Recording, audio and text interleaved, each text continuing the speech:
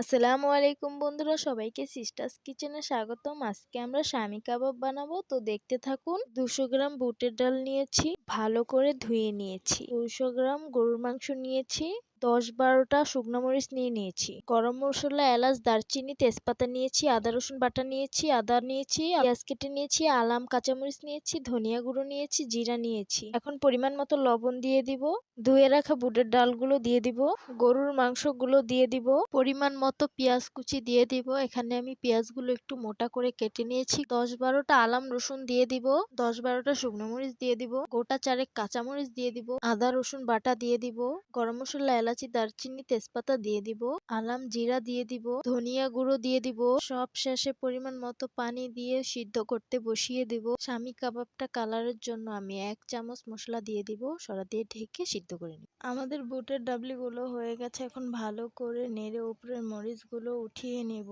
মরিচগুলো আগে ব্লেন্ডার করে নেব।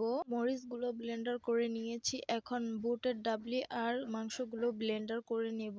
ব্লেন্ডার করার সময় মনে রাখতে হবে মাংসগুলো পুরো যেন ব্লেন্ডার না হয়, তাহলে শামি কাবাবগুলো বানানোর সময় ভেঙে যাবে। সবগুলো ব্লেন্ডার করা হয়ে গেছে, এখন ভালো করে মিশিয়ে নেব। এখন একটা ডিম দিয়ে দেব। এখন ডিমটা ভালোভাবে বুটের ডালের সাথে মিশিয়ে নেব। এইখানে পেঁয়াজ মরিচ কেটে নিয়েছি, লেবুর রসও দিয়ে দেব। এখন ভালো করে পেঁয়াজটা ডলে নেব। কাবাবগুলোর সাইজ আপনাদের ইচ্ছা মতন বড় ছোট করে নিতে পারবেন। কাবাবগুলোর ভিতরে পেঁয়াজ দিয়ে এখন সুন্দর করে গোল করে নেব।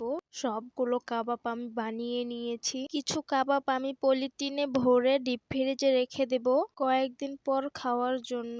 এখন পরিমাণ মতো সয়াবিন তেলটা দিয়ে দেব। তেল গরম হয়ে গেছে, এখন আমরা কাবাবগুলো ভেজে নেব। হালকা আগুনে কাবাবগুলো ভাজতে হবে, না হলে কাবাবগুলো পুড়ে যাবে। কাবাবগুলো এক পাশ হয়ে গেছে, এখন অপর পাশ উল্টে ভালোভাবে ভেজে নেব।